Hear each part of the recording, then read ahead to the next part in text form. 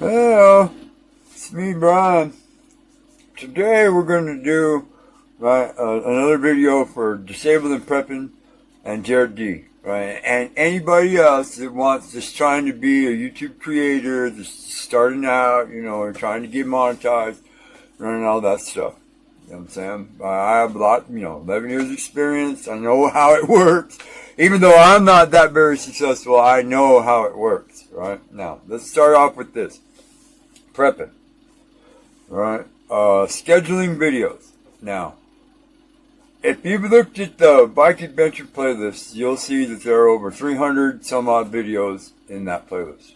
And it's split pretty much, evenly between product reviews, blog videos, right, and, kind of sort of like, in general, bullshit.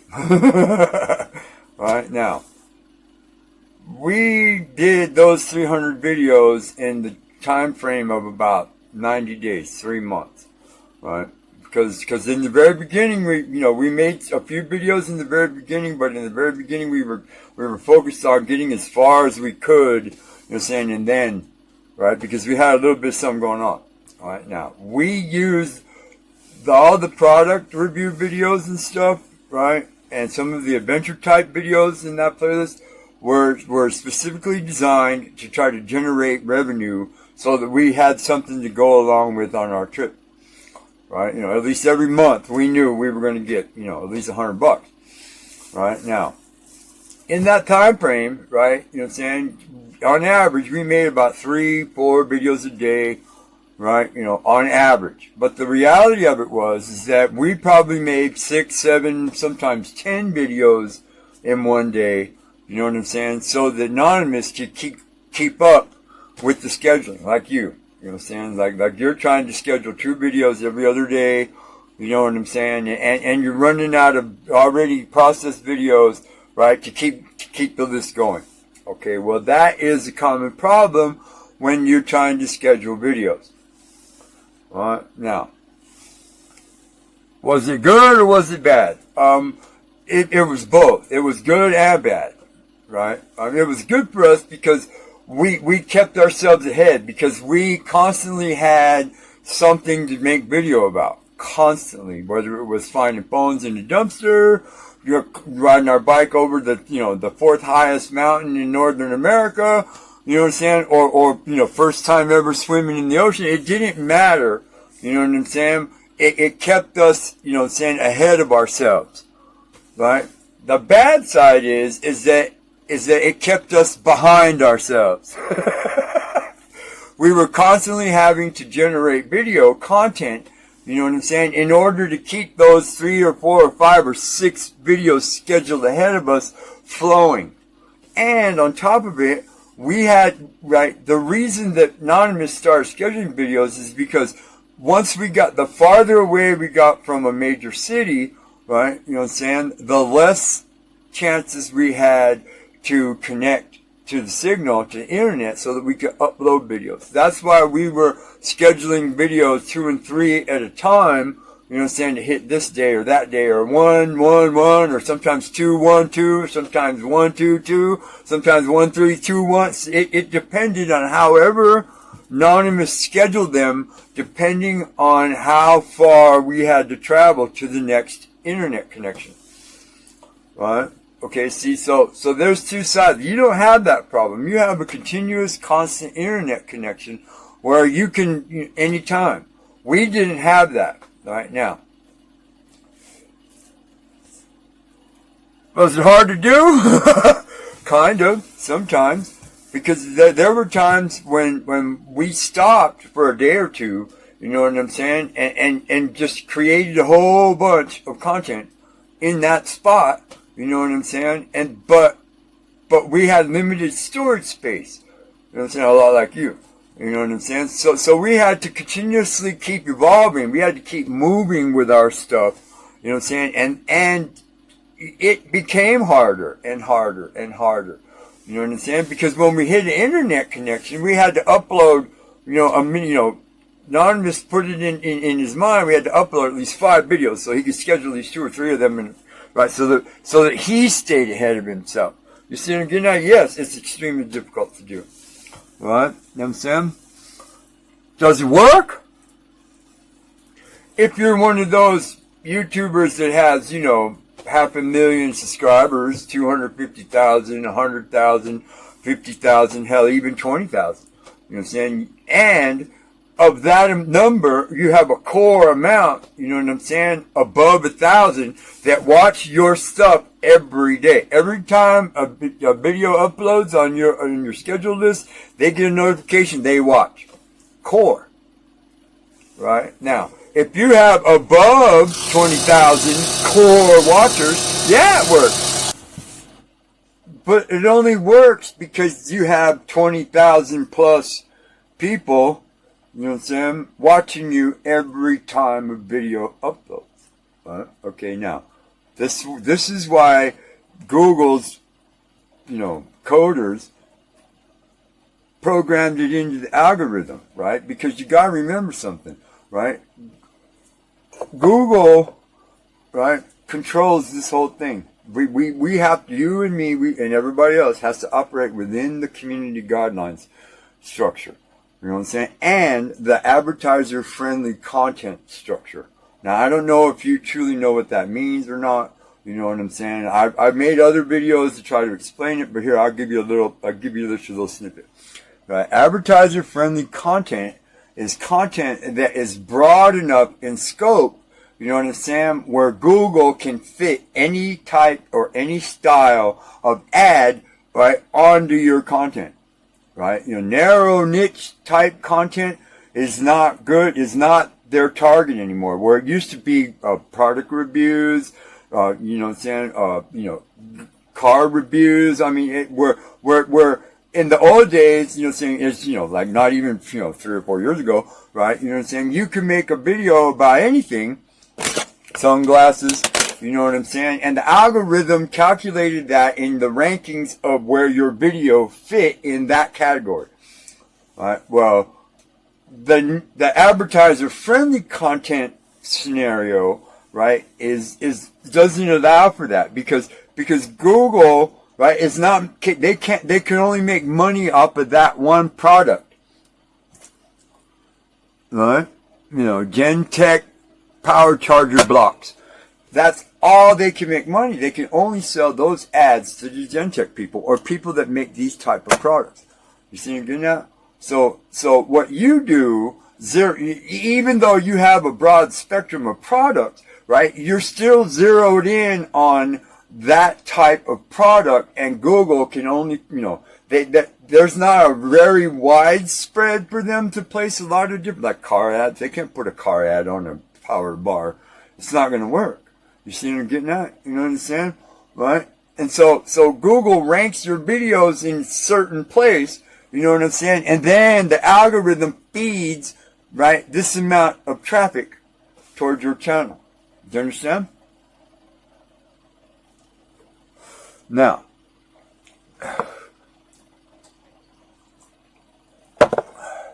let's get back to the core thing. You, just like me and just like millions of other, bottom end creators, right? You have reached your core, right? I'll do a screencast and, I'll show you what I'm talking about right here. You know what I'm saying? But let me explain it, right? You have reached your core. I've looked at your channel and I've analyzed it, you know what I'm saying? With the knowledge that I have.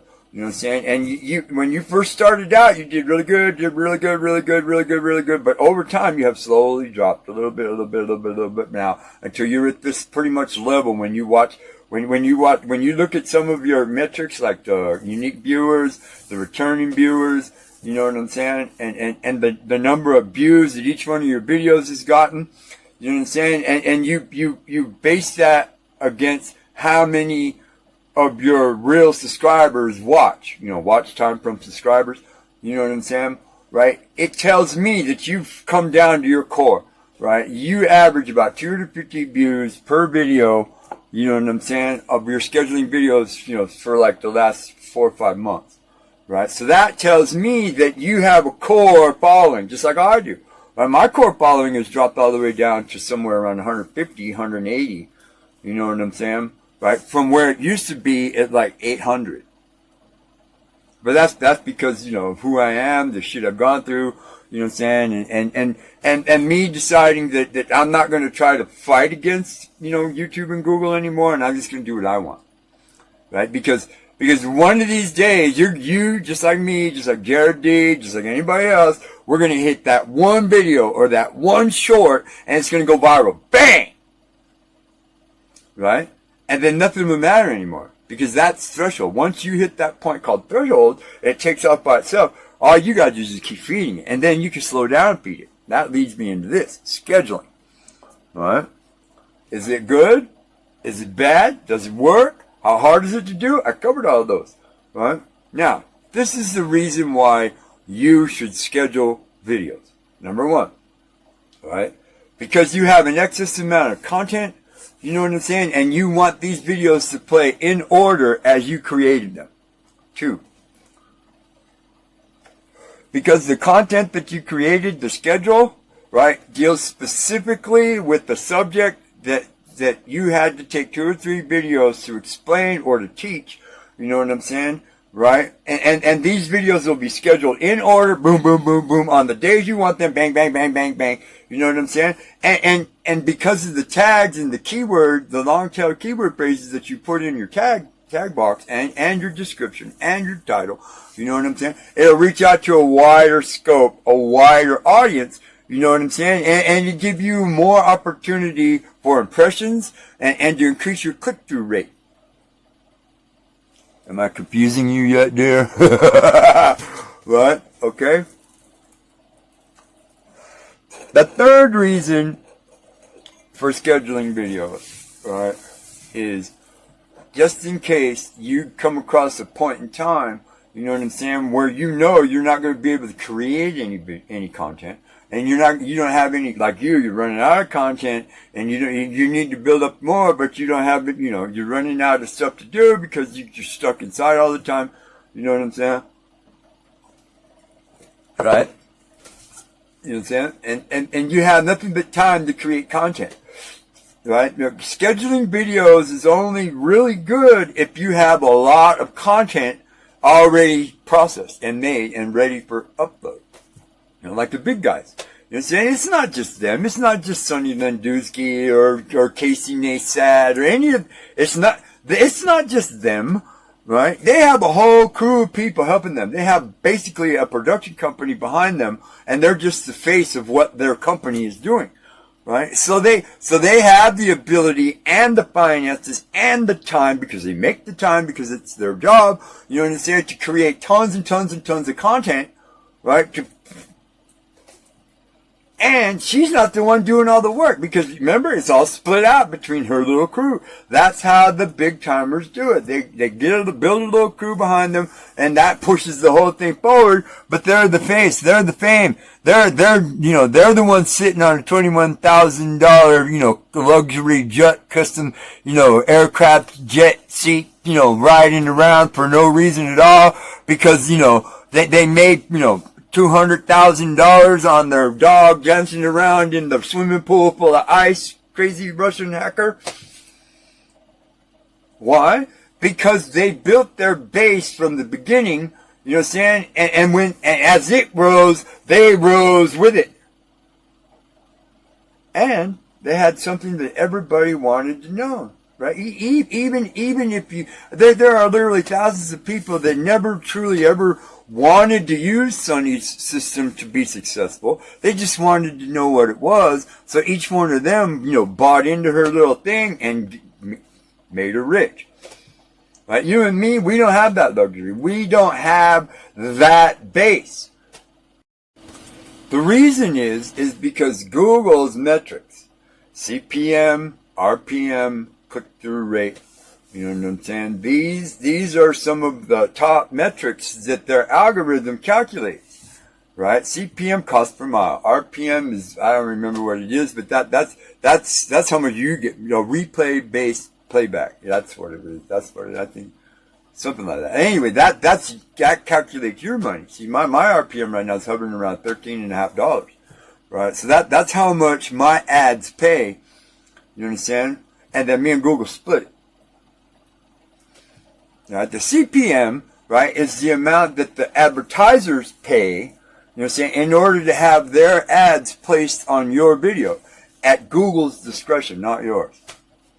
Right? You know what I'm saying? That one for me is hovering around $6.80, $7. You know what I'm saying? It goes up and it goes down. It goes up and it goes down. Because you got to remember, Google sells ads in blocks of 1 million views. Right? And you're not going to get 1 million views of one ad on your channel, but they're going to spread it out. I mean, you and me might be getting the same ads. Right? Jared might be getting the same ads as you. I might be getting different ads than Jared, right, and you, but you might be getting the same ads as Jared and me.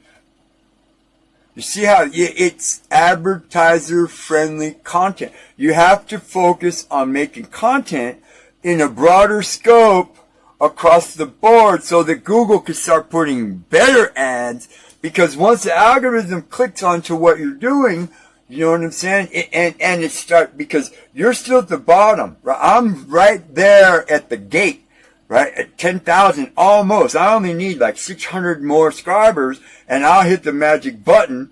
You know what I'm saying? And then the door opens and then Google will start feeding me more traffic because I've hit that plateau. You know what I'm saying? And I've maintained my RPM and my CPM levels pretty much the same for this whole time. You know what I'm saying? I'm a full partner. I get half. In fact, I get more than they do. I get 51%. They get 49%. Right? Because I have been generating ad revenue for them for over 10 years. Right? You know what I'm saying? And once I get there, I say, bang. And we'll see what happens from them. But I know, based on my knowledge and the analytics and the study that I've been following along for the last 10 years and all the changes and watching all the big people and figuring out how they do it, right? I've sort of figured out how the algorithm works and which metrics are more important.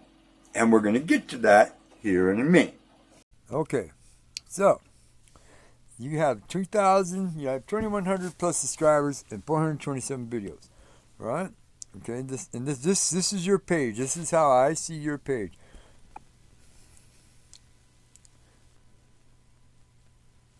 Back to disabled and prepping, and I got, I'm hoping I'm going to pronounce this right. Clamato. It's Clamato. Original tomato juice. Okay, so this is what I see when I look at your channel, right? These are the last 3 videos that you had scheduled. You schedule them 3 a week, looks like, apparently. 2 or 3 every other day, something like that, right? Take a look at the view counts on these videos. Right? They're all pretty much about averagely the same. Yeah, you have a couple like this last one here, 186 views, right? 91, 112. They all average out, right? This is your core. This is what I'm talking about core views, right? You know what I'm saying? And you usually get, like me, most of your core views, right, within the first 2 or 3 days, maybe a week of the video posting, right? You know what I'm saying? And then from there, slowly, depending on the tag words and the long tail key phrases and the title, you know what I'm saying, and what the content of the video is about, depends on what, how many more views it gets as it sits there. Like, I mean, I have videos that are like 8 years old that still regularly get more, anywhere between 10 and 25 views every month. Yeah, I don't make much money off of them because that's a very low view count, but it still adds up. 2, 3, 5 cents, a day from these videos still adds up in the revenue count. Right? Now, look. Let's go to your playlist. Right? Now, your playlist, right? You know how this works. And you have a lot of playlists. But look, this is how you do it. All right? Sort, you see this little button here? Sort by, you know what I'm saying? And filters, right? You know what I'm saying, are your friend. You know what I'm saying? Plus, you have these other dots over here, you know what I'm saying, where you can, when you share these, you can actually share, copy the link. Now we got the link copied. We could post this link on your next posted video, and it gives them a link to the whole playlist, not just one video in the playlist. Your community stuff. right? Now look at your community stuff. Your community stuff only counts likes and comments. You know what I'm saying? And your community stuff is really good, but like I said previously, you know what I'm saying? Only those people that are looking for this, you know what I'm saying? Kitchen cravings, corn, wrapped pork fillet, right, are the ones that are going to find it. Nobody else is looking at your community list, right? Right? You know what I'm saying? On your about page here, this is a good about page. You know what I'm saying? It really is. But you need to throw some keywords in this page, you know what I'm saying, about what it is that you do. Right? You know what I'm saying? And so, and why. You know what I'm saying? Long tail key phrases are sentences, you know what I'm saying, right? That people type in. You gotta remember, people are typing you in. Most of the time they're typing in a search and you're popping up in the suggested video side, you know what I'm saying? Or if it's a exact match to one of your titles or a key tail phrase in your description, it's going to pull your video up right then and there. Bang. Right? Number one for them to watch. Right? So your titling, right, is good. Don't copy my titles because my titles are worthless. Right? I'm feeding a couple, 2 or 3 playlists because I have so many of them. Look at this. Right? And you know which ones I'm feeding. You can see them. Right? You know what I'm saying? I'm feeding Living in Rural Nevada. Right? YouTube creators, playlists of tips and tricks. Homeless and You. Right?